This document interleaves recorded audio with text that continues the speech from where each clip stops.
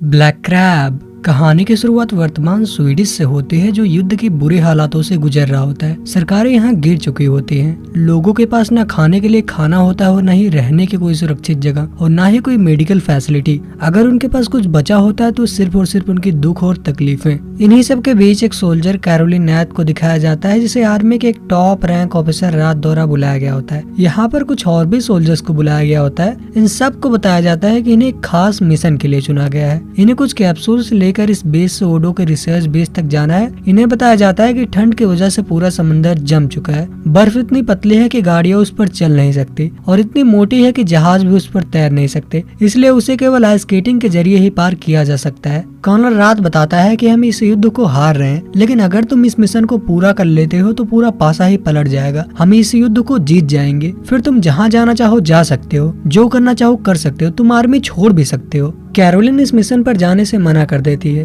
वो कहते हैं हम कभी भी आइस स्केटिंग के जरिए हजारों मील का सफर तय नहीं कर सकते। ये अपने आप में एक सुसाइड मिशन है। कर्नल बाकियों को बाहर भेजकर कैरोलिन को एक तस्वीर दिखाता है। ये तस्वीर उसकी बेटी की होती है, जो सालों पहले उससे बिछड़ चुकी होती है। कर्नल बताता है कि वो एक ओडो के रिफ्यूजी शिविर में देखी गई है। अगर तुम किसी भी तरह से वहाँ पहुँच जाओ तो तुम उससे भी मिल पाओगी। अब कैरोलिन को एक माँ की ममता उसे वहाँ तक ले जाने के लिए तैयार कर लेती है और इस तरह इस टीम को नाम दिया जाता है ब्लैक क्रैब। इसी रात इनके इस बेस पर भी हमला हो जाता है और इन्हें जल्दबाजी में यहाँ से निकलना पड़ता है। इनकी टीम में कुल 6 लोग होते हैं और ये 6 के 6 अब इस मिशन पर निकल पड़ते हैं। अगली सुबह सूरज निकलने के साथ कुछ मील का सफर तय कर लेते हैं। कई घंटे तक लगातार स्केटिंग के बाद ये लोग थक भी चुके होते हैं, इसलिए इनके टीम लीडर कैप्टन फोसबर्ग फैसला करते हैं कि पहले कुछ मिनट यहीं रुककर आराम करेंगे और फिर अपने आगे के मिशन को कंटिन्यू करेंगे। ये जगह चारों तरफ से खुली हुई होती है। यहाँ पर ना तो कोई इमारत होती है और ना ही कोई पेड़ या झाड़ियाँ। यहाँ पर रुकना इनके लिए बेहद ही रिस्की होता है। इन्हें कभी भी एनिमी स्नाइपर्स अपनी गोलियों का शिकार बना सकते हैं,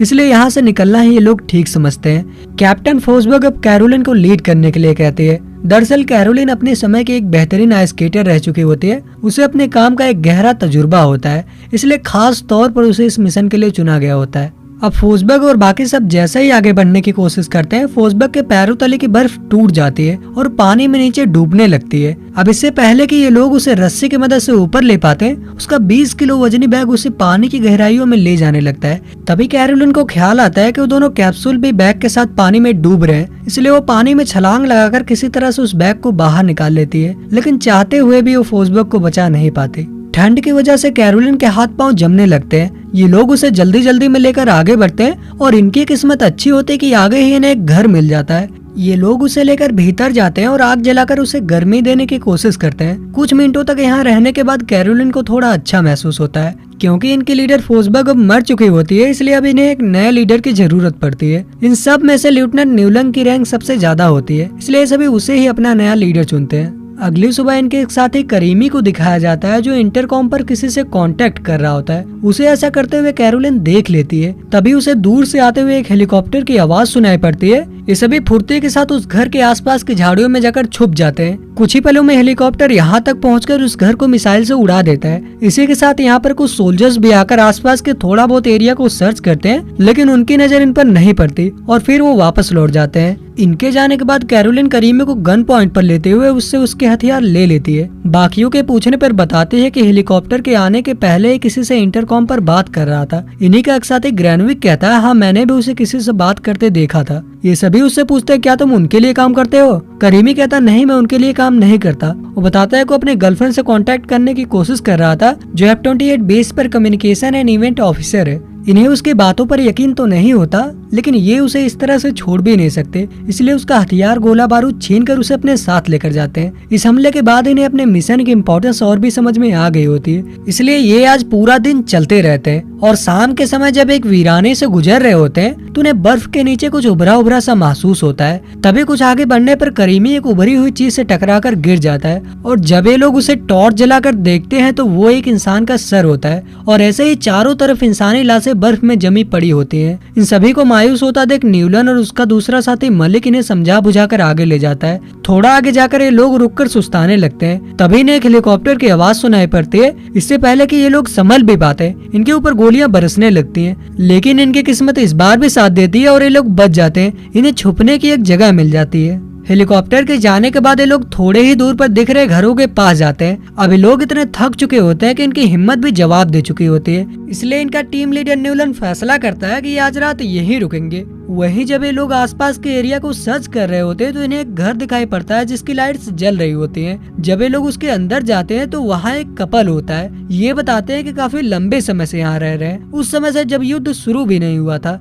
इसके बाद एक कपल इन्हें खाने पर भी इनवाइट करता है और जब ये लोग बैठकर खाना खा रहे होते हैं इसी दौरान कैरोलिन के हाथ से एक स्पून नीचे गिर जाता है और जब वो उसे उठाने के लिए नीचे झुकती है तो उसे टेबल के नीचे एक मशीन पिस्टल दिखाई पड़ती है। ओल्ड मैन को भी समझ में आ गया होता है कि उसने पिस्टल को देख लिया है। कैरोलिन उसे इशारों में समझाती है कि वो कोई भी गलत हरकत ना करे, लेकिन वो उसकी बात पर ध्यान ना देते हुए अंधाधुंध गोलियां चलाने लगता है। करीमी जो ओल्ड मैन के बिल्कुल सामने होता है वो उसकी गोलियों का शिकार हो जाता है और वहीं मलिक भी घायल हो जाता है। वो इन्हें बताता है कि उसे गोली सिर्फ छू कर निकली है। वहीं ओल्ड कपल भी जवाब में मारा जाता है। अब इन्हें जल्द से जल्द यहाँ से निकलना होता है क्योंकि गोलियों की आवाज सुनकर कभी भी दुश्मन यहाँ तक आ सकते हैं। अभी लोग अपना सामान पैक करने लगते हैं। इसी बीच एक लेडी इंटरकॉम पर इनसे संपर्क करती है। वो बताती है को करीमी की गर्लफ्रेंड बोल रही है और उससे बात करने के लिए कहती है। अब करीमी तो यहाँ पर नहीं होता है, इसलिए ये उससे झूठ बोल देते हैं कि करीमी यहाँ पर नहीं है और फिर कॉल को डिस्कनेक्ट कर देते हैं। करीमी मर चुका होता है, लेकिन एक बात इन्हें समझ में आ गई होती है कि करीमी गलत नहीं था।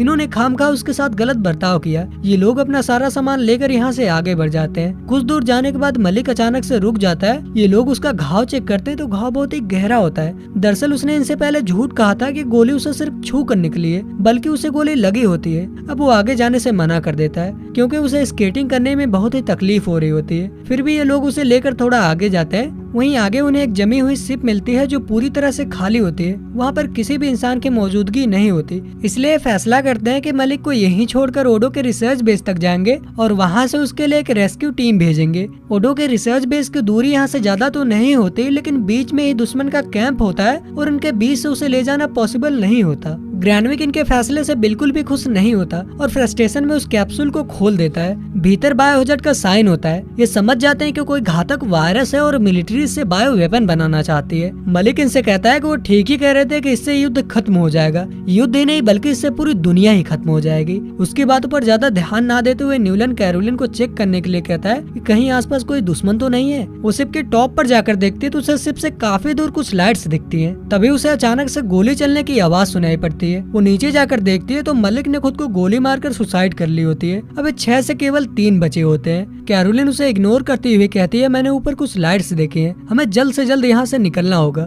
ग्रैनविक को उसके इस बिहेवियर से बहुत ही दुख पहुंचता है। वो कहता है यहाँ पर लोग मर रहे हैं और सभी को सिर्फ मिशन की पड़ी है। कैरोलिन दोबारा कहने की भी जरूरत नहीं समझती और वो कैप्सूल और अपना बैग उठाकर यहाँ से निकल पड़ती है। वहीं ये दोनों अभी भी खड़े सोच रहे होते हैं कि करे तो करे क्या, क्योंकि जो सामान लेकर जा रहे हो कोई मामूली सामान नहीं बल्कि दुनिया की तबाही का सामान होता है। दूसरी तरफ कैरोलिन थोड़ा आगे बढ़ती है तो देखती है कि बर्फ की पट्टियां पतली होना शुरू हो गई हैं। फिर भी वो हिम्मत करके थोड़ा आगे बढ़ती है, लेकिन जल्द ही बर्फ चटकना शुरू हो जाती है। वो खुद को बचाने के लिए लेट जाती है और इससे पहले कि वो डूबती, न्यूलन और ग्रैनविक आकर उसे बचा लेते हैं। अभी दोनों फिर से एक दूसरे को सहारा देते हुए आगे बढ़ना शुरू कर देते हैं। इनके सामने एक आइलैंड होता है और उसके बाद ओडो का रिसर्च बेस सेंटर। अचानक से इनसे काफी दूर एक मिसाइल छूटती है जिसकी रोशनी में सांप दिखाई देने लगते हैं और इसी समय दूसरी तरफ आइलैंड से इनके ऊपर गोलियां चलना शुरू हो जाती है। ग्रैनविक जो कि एक स्नाइपर होता है वो अपने स्कोप में देखकर बताता है कि उसे सिर्फ एक टारगेट दिख रहा है। न्यूलन के आर्डर पर वो उसे उड़ा देता है और फिर गोलियां चलना बंद हो जाती हैं। वहाँ पहुंचकर ये देखते हैं कि उसके 2 साथी पहले ही मर चुके थे और आखिरी ग्रैनविक की गोली से मारा गया। आज की रात यहीं रुकने का सोचकर सो जाते हैं। अगली सुबह जब कैरोलिन की आंख खुलती है तो देखती है कि न्यूलन यहाँ पर नहीं है। वो ग्रैनविक को जगाती है और आसपास उसे तलाशने लगती है। तभी कैरोलिन के ऊपर एक गोली चलती है। वो देखती है कि एनिमी फोर्सेस का एक ग्रुप इन्हीं की तरफ चला आ रहा है। ये दोनों मिलकर उन सभी को मार देते हैं। हालांकि इसमें ग्रैनविक भी मारा जाता है और एक गोली कैरोलिन को भी लग जाती है। अब कैरोलिन भी घायल हो चुकी होती है। इसके बावजूद वो ग्रैनविक की राइफल उठाकर न्यूलन के पीछे जाती है। कुछ दूर जाकर वो न्यूलन को देख लेती है और उससे कैप्सूल को वापस लौटाने के लिए कहती है, लेकिन वो उसके नहीं सुनता और आगे बढ़ता ही जाता है। आखिर में वो उसे गन से शूट कर देती है। न्यूलन अभी तक जिंदा होता है। दरअसल उसने उसके कमर पर गोली मारी होती है। कैरोलिन उसके पास जाकर कैप्सूल को लेने लगती है। वो कैरोलिन को समझाता है कि हमें इस कैप्सूल को नष्ट करना होगा वरना करोड़ों लोग मारे जाएंगे, लेकिन वो उसके नहीं सुनती।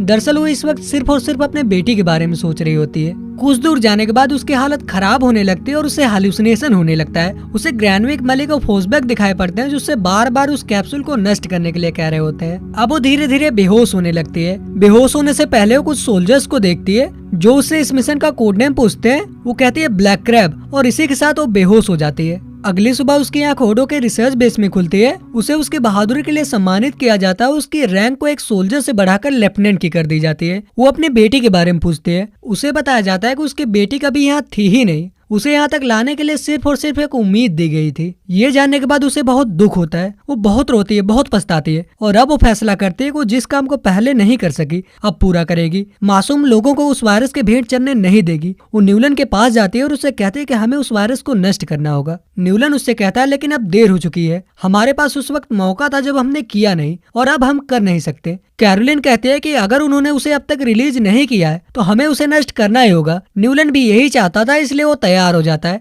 इसलिए बिना देर किए सबसे पहले उस लैब का पता लगाते हैं जहां उस कैप्सूल को रखा गया होता है। ये एक डॉक्टर को डरा धमकाकर उससे उस कैप्सूल को निकलवा लेते हैं। इतने में यहाँ पर सोल्जर्स भी आने लगते हैं। इनके पास एक ग्रेनेड होता है और तय करते हैं कि इस पूरे लैब को उड़ा देंगे। डॉक्टर कहता है प्लीज तुम ऐसा मत करो, अगर तुम इसे यहाँ पर डेटोनेट करोगे तो पूरा बेस इन्फेक्ट हो जाएगा। वो इन्हें एक इमरजेंसी अलार्म दिखाता है और कहता है कि तुम इसे चालू कर दो, इससे सब के सब इस लैब से बाहर चले जाएंगे। और ये ऐसा ही करते हैं। इस अलार्म के चालू होने के साथ सबके सब इस लैब से बाहर जाने लगते हैं और उन्हीं में शामिल होकर ये लोग भी बाहर निकल जाते हैं। बाहर कई सारे हेलीकॉप्टर उड़ने के लिए तैयार होते हैं जिसमें एक एक कर सभी डॉक्टर्स और सोल्जर्स जा रहे होते हैं। कैरोलिन न्यूलन को फोर्स करके उन्हीं के साथ भेज देती है और आखिरी हेलीकॉप्टर के उड़ान के साथ उस ग्रेनेड को डेटोनेट कर देती है, जिससे वो तो मारी जाती है लेकिन साथ ही साथ उस वायरस का भी खात्मा हो जाता है। और इसी के साथ ये फिल्म भी खत्म हो जाती है। तो ये थी पूरी कहानी फिल्म ब्लैक क्रैब की। उम्मीद करता हूँ कि इस कहानी को आपने एंजॉय किया।